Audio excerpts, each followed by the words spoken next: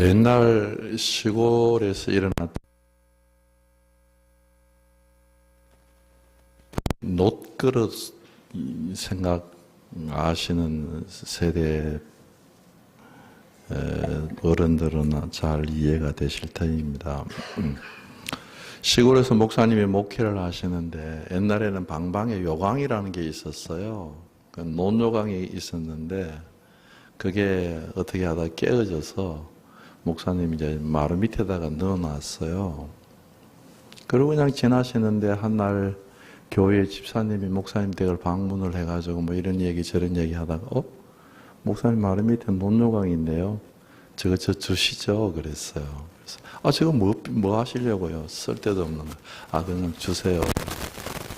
집사님이 가지고 가셨어요. 일 지나고 난 뒤에 집사님이 목사님한테 선물을 했어요. 식기 세트예요. 열어봤더니 식기 세트인데 얼마나 녹그릇이 반짝반짝 빛나고 국그릇도 빛나고 수저도 젓가락도 놋이 갈면 막 빛이 나잖아요. 그래서 너무 좋았어요 목사님이. 그래서 그 뒤로부터는 다른 식기 다 물리고 식탁에 그 세트를 놓고 늘 애용하며 잡수셨어요. 몇 주가 지나고 집사님이 다시 오셨어요. 목사님, 네? 어떻게 제가 선물한 거 마음에 드세요? 집사님 너무 좋아. 음식을 먹는데 국그릇도 그렇고 밥그릇도 그렇고 잘 식지도 안 하고 너무 좋아. 어떻게 이런 걸 어떻게 이런 걸 선물할 수 있었지? 근데 집사님이 얘기를 안 하는 거예요. 그러면서 비식비식 웃어요. 그래서 왜 그래? 근데 집사님이 하시는 일이 뭔가 하면 대장간이에요. 시골의 대장간인데 이 집사님이 깨어진 논요강 가지고 가가지고 그걸 주물로 해서 녹여가지고 두들겨가지고 이게 식기 세트를 만든 거예요. 그래서 목사님이 모르고 그냥 잡수시는 게 좋아요. 왜 그래? 그랬더니 집사님이 얘기를 했어요. 목사님, 실제는 있잖아요. 그게 목사님 깨진 논요강으로 만든 거예요.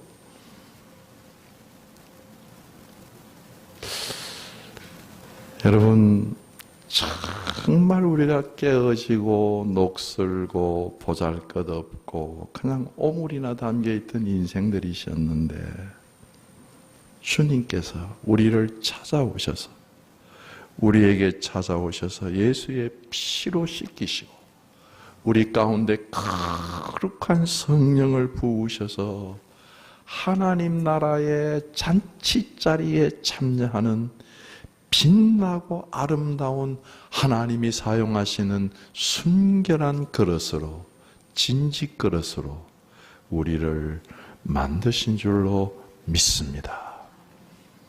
이 그림을 가지고 오늘 본문을 보시면 좋겠습니다.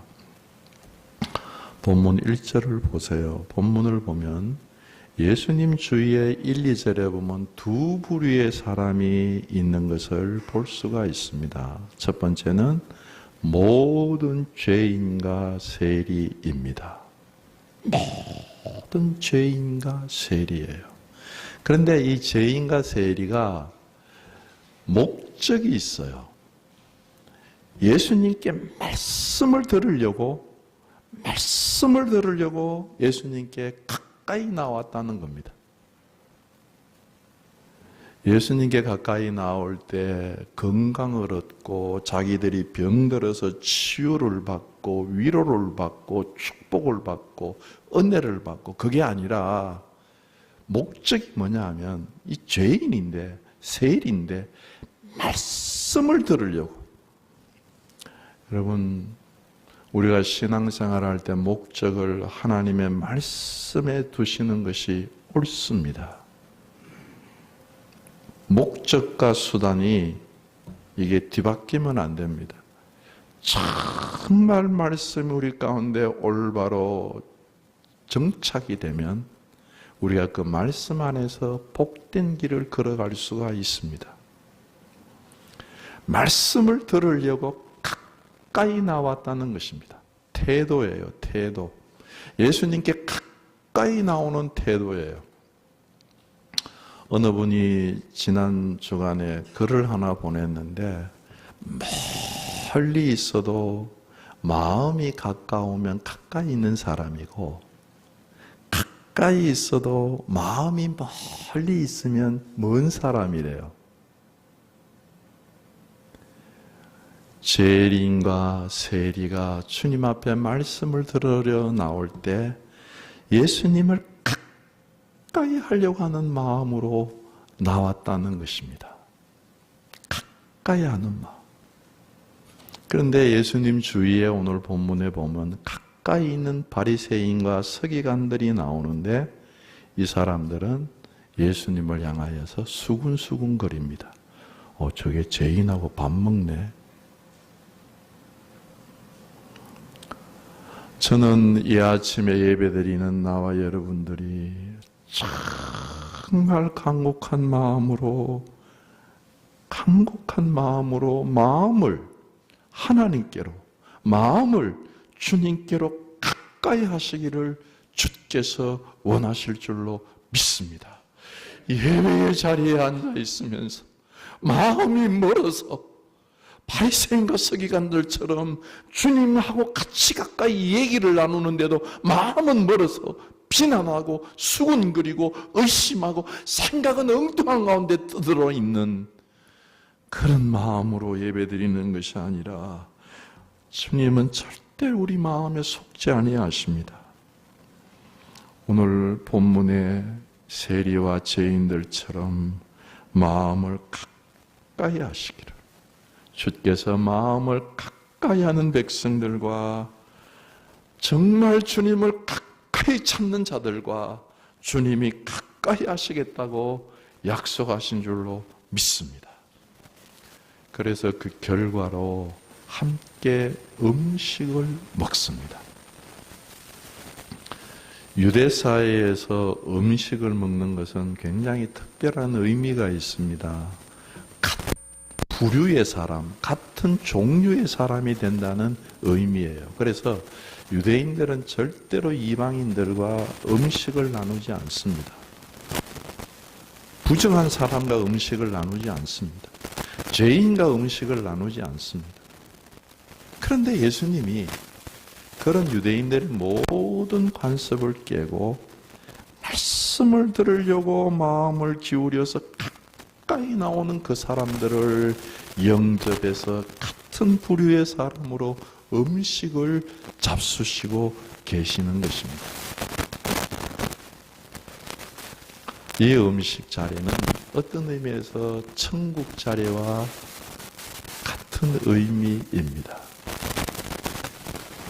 그랬더니 바리새인과 서기관들이 수군거리기 시작합니다. 아니, 거룩하다 그러더니, 자기를 하나님의 아들이라 그러더니 죄인들하고 밥을 먹어? 저건 있을 수가 없는 일이지. 수군거리고 비난하고 비방을 합니다. 왜 이렇게 되었느냐? 바리새인들은 정말 선행, 거룩한 일이 있는 사람들입니다. 그래서 그 자기들이 선행하는 것 가지고 자기를 의롭다고 생각하면서 자기를 높이는 사람들입니다. 누가복음 18장 9절 14절, 오늘 본문에서 조금만 뒤로 넘어가면 예수님의 세리와 바리새인이 성전에서 함께 드리는 기도하는 장면을 말씀을 하고 계십니다. 누가복음 18장 9절에 보면 바리새인들은 자기를 의롭다고 믿고 다른 사람을 멸시하는 사람이에요. 다시 말씀드립니다. 바리새인들은 자기를 의롭다고 믿고 다른 사람들을 멸시하는 사람이에요. 왜 자기를 의롭다고 믿습니까? 선한 행위가 많아요. 하나님을 생각하고 성경을 배워서 선한 행위가 많아요. 그래서 선한 행위가 많기 때문에 나처럼 이렇게 선한 사람 어디 있나? 그럽니다. 그리고 다른 사람을 멸시해요. 어떻게 멸시합니까? 세리하고 바리새인하고 같이 한 성전에서 기도하는데 바리새인이 얘기합니다. 저 세리를 바라보면서 주님, 저는 다른 사람들고 토색하고 불의하고 간음하는 자들과 같지 아니하고 나와 함께 기도하고 있는 이 세리 같지 않은 것 감사합니다 하면서 다른 사람을 멸시해요. 사람 속에 다른 사람을 멸시하는 마음이 있는 거 아시죠? 그럴 때 있으시죠? 그러면서 자기의 선한 행위를 이야기합니다. 주님, 아시죠? 저 일주일에 금식을 2번 합니다. 또 11조도 드립니다. 여러분, 금식하고 11조 하는 것, 그건 성경이 원하는 거예요. 하나님이 하라고 하셨던 거예요. 좋은 거예요. 아름다운 행위입니다. 그런데 그걸 의지해서 자기가 의로워졌어요. 다른 사람을 멸시합니다. 이렇게 되면 예수 그리스도가 필요가 없어요.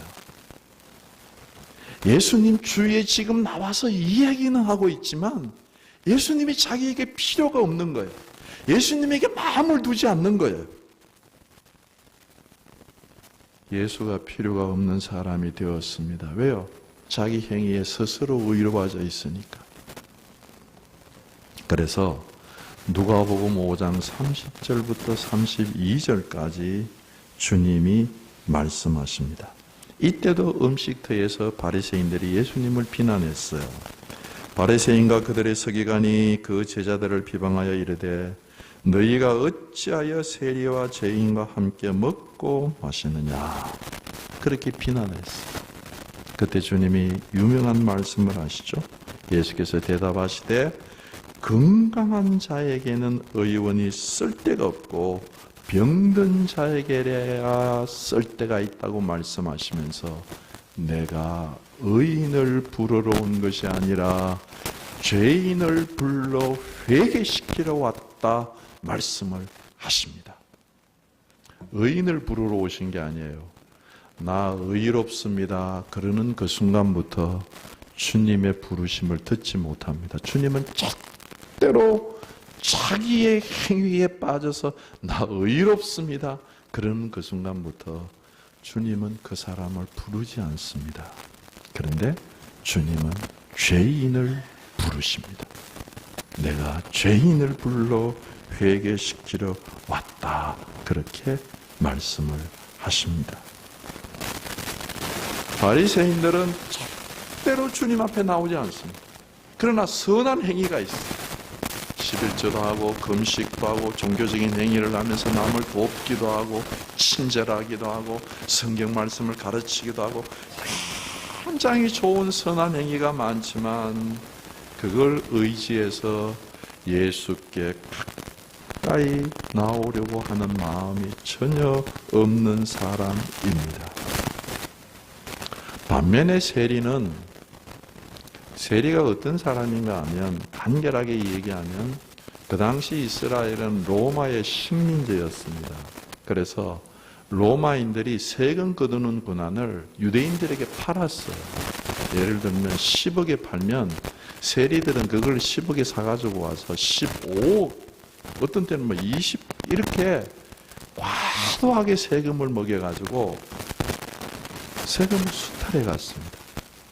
그래서 누구나 세리는 나쁜 사람이고 이중장부 쓰는 사람이고 부패한 사람이고, 그리고 자기들도 알았어요. 이건 나쁜 짓. 그래서 자기들이 나쁜 행위를 의지해서 우리는 죄인이라고 하는 의식이 있었습니다. 그래서 그가 누가복음 18장 14절에 보면 나는 죄인입니다 하면서 자기의 가슴을 치면서 얼굴을 들지도 못하고 하나님 앞에 자기 자신이 죄인인 걸 고백합니다. 그때의 누가복음 18장 14절에 보면 주님이 말씀하십니다. 내가 너에게 이르노니 이에 저 바리새인이 아니고 이 사람 즉 세리가 의롭다 하심을 받고 그의 집으로 내려갔느니라. 무릇 자기를 높이는 자는 낮아지고 자기를 낮추는 자는 높아지리라. 누가복음에 계속 나오는 말씀입니다.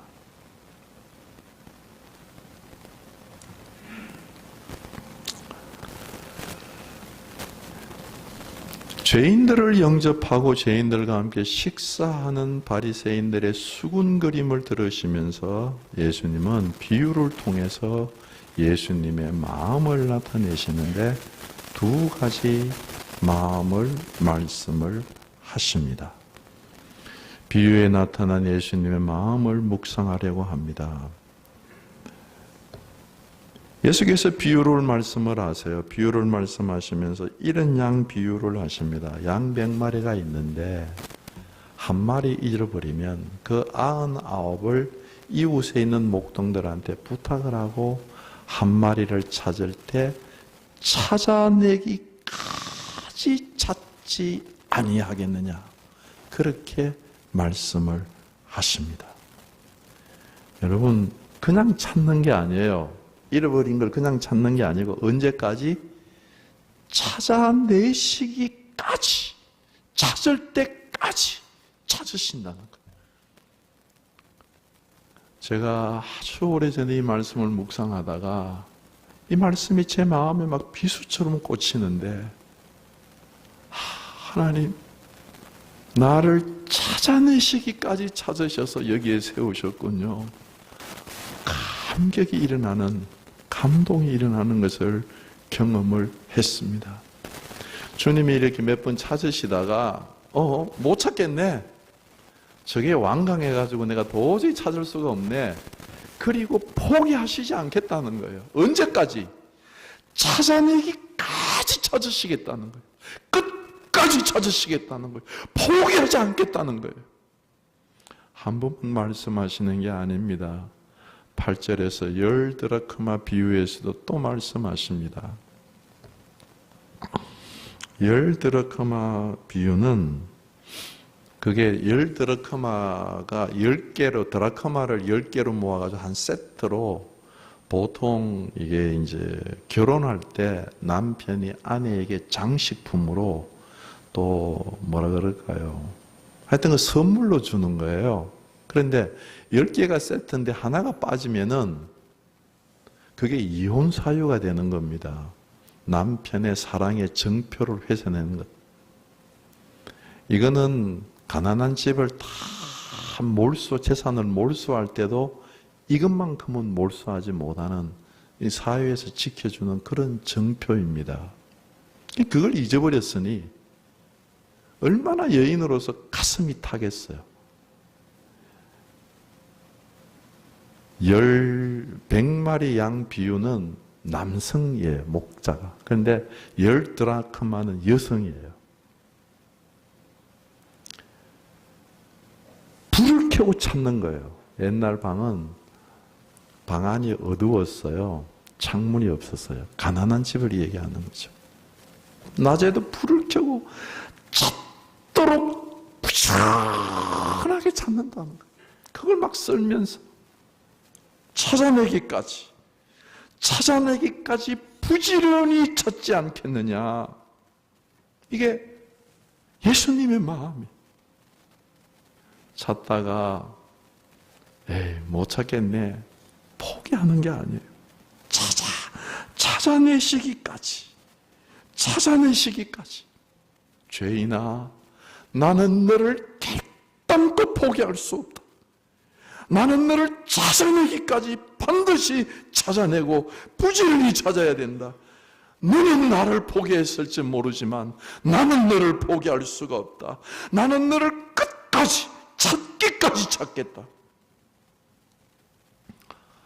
제가 이 말씀을 묵상하다가 예수님 마음이 제 마음에 막 느껴지는 거예요. 주님이 나를 찾기까지 나를 포기하지 않고 찾고 계시는구나. 사랑하는 성도 여러분, 이 예수님의 마음에 나와 여러분들의 마음이 울림이 있기를 주께서 원하실 줄로 믿습니다. 얘야, 나는 너를 반드시 찾아낸다. 나는 너를 찾지 않고는 살 수가 없다. 우리가 이 아침에 주님이 이렇게 우리를 찾으셔서, 주님이 우리를 이렇게 찾아주셔서 이 성전에서 이 아침에 예배드리게 된 백성이 된 줄로 믿습니다. 그래서 이 예배 자리가 감격이에요. 감사예요. 감동이 있는 것입니다. 잘 아시는 대로 사랑하는 성도 여러분, 죄인을 가까이 하고 싶은 사람은 이 세상에 아무도 없습니다. 죄인을 누가 가까이 합니까? 여러분들의 자식이 악한 동물을 사귄다고 하면 얘야, 걔하고 놀지 마라. 너 버릇 나빠진다. 당연히 그러지 않으시겠어요? 이 사회도 마찬가지입니다. 죄를 지으면 격리시킵니다. 비난합니다. 결국 죄를 지으면 감옥에 들어가게 됩니다. 격리됩니다. 아무도 찾지 않은 죄인을 누가 찾아요? 죄인을 끊어내지. 제가 이천에서 목회할 때 이천에는 도자기 공장이 많아요. 청년이 그 도자기 공장에 일을 해서 그 도자기 공장에 제가 신방을 갔어요. 그런데요, 들어가는 입구에 도자기를 얼마나 많이 깨놨는지. 그래서 아니, 이 좋은 도자기를 왜 다 깨놨어요? 그랬더니 청년이 하는 말이, 구워가지고 기스가 있고 흠집이 있으면 그 자리에서 다 깨버린대요. 그 얘기를 듣는 순간에 내가 주님 앞에서 죄지면 주님이 나를 깨트려버리면 하는 그런 생각이 드는데 섬찟하더라고요. 여러분, 주님이 죄인은 우리를 찾으시되 우리를 찾아내기까지 찾으신다는 겁니다. 누가 죄인을 찾겠어?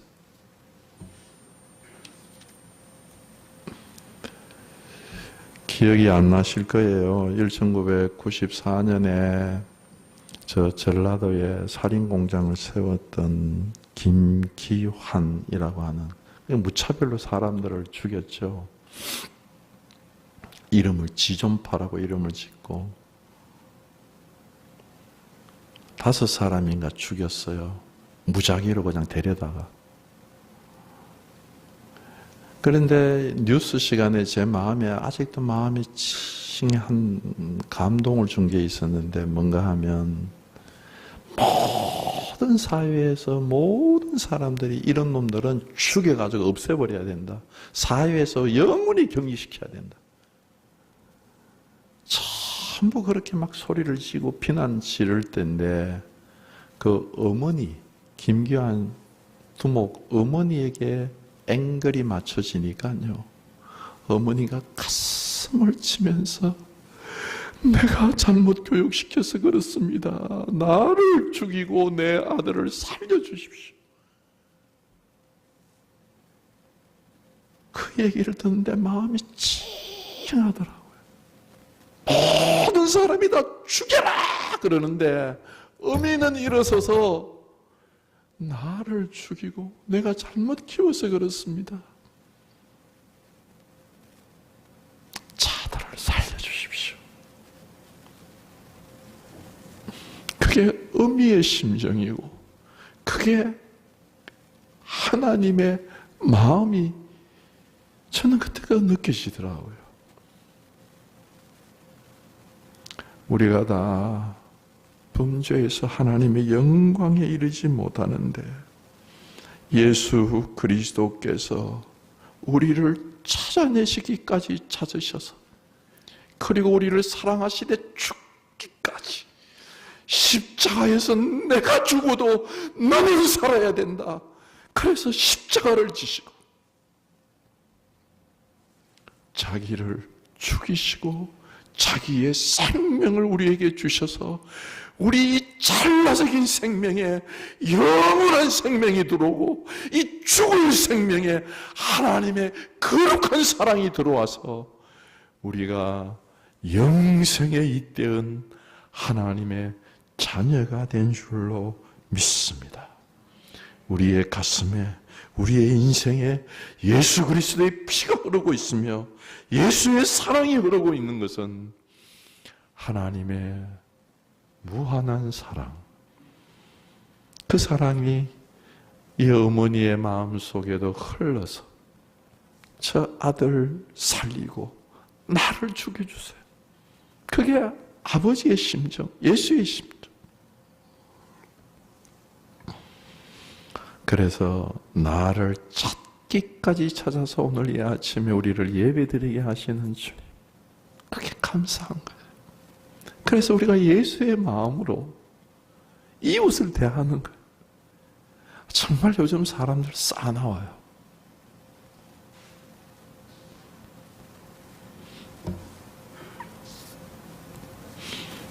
두 번째는 죄인을 찾으시고 너무너무 기뻐하세요.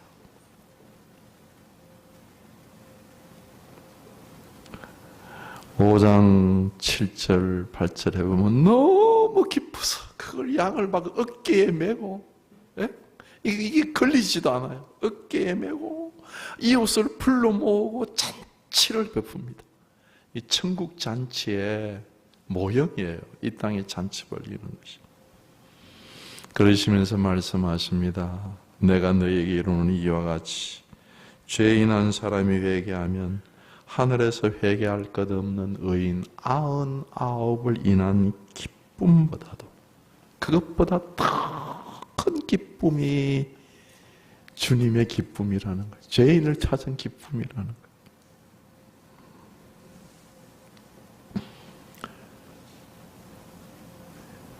열 드라카마에서 한 드라카마를 찾았을 때에 여인도 자기 그 마을에 있는 여인들을 불러 모아서 잔치를 베풀면서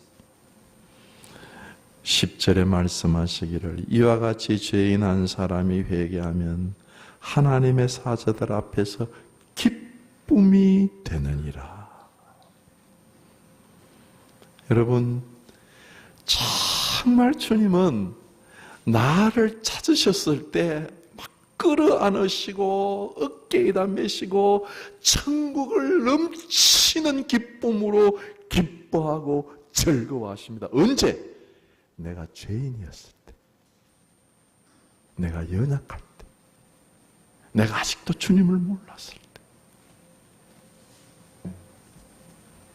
여러분, 정말 진정한 내 삶 속의 기쁨과 즐거움과 내 진정한 자아는 예수님을 바라볼 때, 예수님이 나를 얼마나 기뻐하시는가, 그걸 바라볼 때 내 자아가, 내 가치가, 내 속에 기쁨이 형성이 되는 것입니다. 예수님이 기뻐하세요. 언제? 우리가 죄인 되었을 때, 우리를 찾아내시고. 오늘 이 아침에 죄인을 찾아내시고 기뻐하시는 예수님의 마음의 기쁨이 나와 여러분들의 기쁨이 되기를 주께서 원하실 줄로 믿습니다. 예? 기쁨이 여기에 있어요. 내 속에서 일어나는, 내 속에서 뭐 이렇게 막 집어넣어가지고 일어나는 기쁨은 거품처럼 푹푹푹푹 다 꺼져버려요, 금방. 그런데 그리스도에게 초점을 맞추면 예수 그리스도가 나를 찾아내어서 죄인일 때 그때 연약한 나를 끌어안고 그렇게 기뻐하시면서 잔치 벌리자 천국에 차고 넘치는 기쁨의 잔치를 벌리자. 그 기쁨, 예수의 기쁨, 나를 찾았을 때 예수님이 이렇게 기뻐하시는가? 그 기쁨을 생각하면 우리가 감격스러워지는 거예요. 내 존재 가치가 얼마나 귀한지 알게 되는 것입니다. 예수님과 시선을 마주하고 그분의 기쁨이 나의 기쁨이 되는 귀한 아침이 되기를 주께서 원하실 줄로 믿습니다. 마지막으로 세 번째, 하나님이 원하시는 신앙인의, 정상적인 신앙인의 신앙생활은 어떤 생활일까 간결하게 말씀을 드립니다. 여러분, 세리와 죄인처럼 신앙생활 처음 시작할 때는 가슴을 두드리면서 얼굴을 펴지도 못하면서 나 죄인입니다. 하나님, 얼굴을 들지 못하는 것, 그 자세는 정말 좋은 자세예요. 회개하는 자세. 그런데 10년을 신앙생활하는데 오늘 또 두드리면서 하나님 나 죄인입니다. 나 그러고 신앙생활 30년을 신앙생활하는데도 아직도 그러고 있다고 한다면 그게 정상적인 신앙일까요?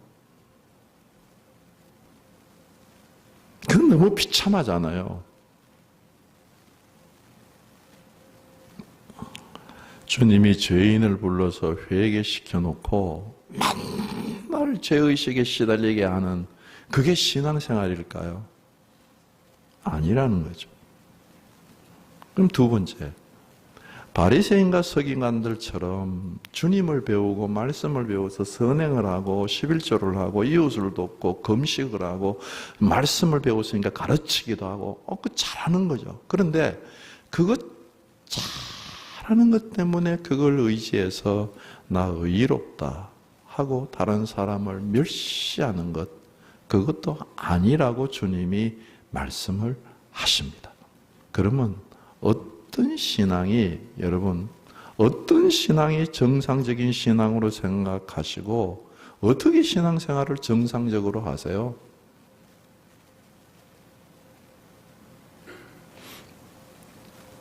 사도 바울의 이 얘기를 통해서, 사도 바울을 통해서 말씀을 드리려고 하고, 사도 바울은 신앙생활을 할 때 선한 행위가 굉장히 많았습니다. 그런데 선한 행위를 한 번도 의지하지 않습니다. 누구만 의지합니까? 오직 살아계신 하나님만 의뢰합니다. 사도 바울은 살아계신 하나님을 의지하고 그분을 붙잡고 그분 앞으로 늘 나아갑니다. 하나님이 살아계시기 때문에 살아계신 그 하나님을 붙잡고 있는 사도 바울 신앙은 늘 살아있습니다. 살아계신 하나님 앞으로 나아가면 나아갈수록 그분이 거룩하고 그분이 영광스럽고, 살아계신 하나님이 나아가면 나아갈수록 그분이 더욱더 거룩해지기 까닭에 그분을 붙잡고 있으면서 자기를 깨닫는데 자기가 죄인이라고 하는 사실입니다.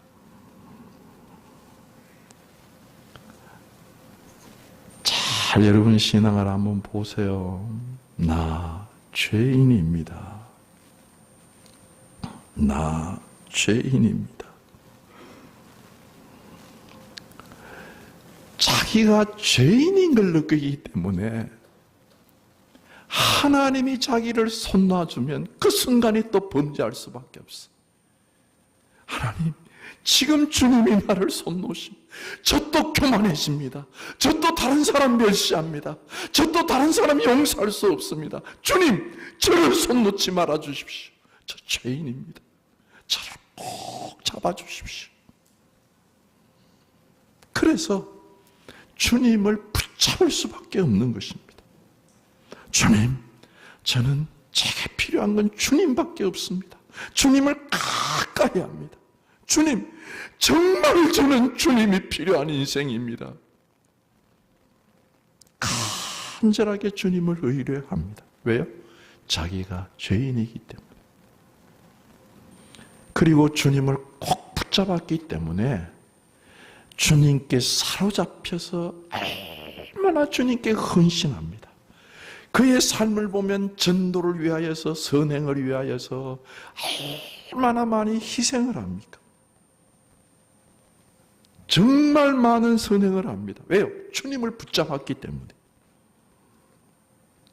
그런데 선행을 다 행하고 난 뒤에 사도 바울이 고백하는 말은, 내가 선을 행할 수 있었던 것은 전적으로 하나님의 은혜였습니다. 이건 하나님의 은혜였습니다. 내가 잘나서 한 게 아무것도 없습니다. 전적으로 하나님의 은혜였습니다. 하나님의 은혜로 내가 11조를 드렸고, 하나님의 은혜로 내가 금식을 했고, 하나님의 은혜로 내가 남들을 용서했고, 하나님의 은혜로 제가 기도할 수 있었고, 하나님의 은혜로 제가 말씀을 전가할 수가 있었습니다. 하나님의 은혜였습니다. 그게 고린도전서 15장 10절에 있는 말씀입니다. 하나님의 은혜로 교회 봉사를 했었고, 하나님의 은혜로 식당 봉사를 했고, 고린도전서 15장 10절에 보면, 그러나 내가 나의 나 된 것은 하나님의 은혜로 된 것이니 내게 주신 그의 은혜가 헛되지 아니하여 내가 모든 사도들보다 더 많이 수고하였으나 내가 한 것이 아니요 오직 나와 함께 하신 하나님의 은혜로다. 정상적인 신앙생활을 하면, 신앙생활을 하면 할수록 살아계신 하나님을 붙잡으면서 그분의 은혜 안으로 들어가게 된다는 말씀입니다. 열심히 수고합니다. 그런데 열심히 수고해놓고 내가 했어 그러는 그 순간 좌절하고 낙담하고 아니면 교만하고 자기를 높이게 됩니다. 그런데 열심히 수고했습니다. 전도했습니다. 봉사했습니다. 11조 드렸습니다. 정말 이렇게 한 건 하나님의 은혜였습니다 하고 하나님을 붙잡는 사람은 더 하나님의 은혜 안으로 들어가게 되는 줄로 믿습니다.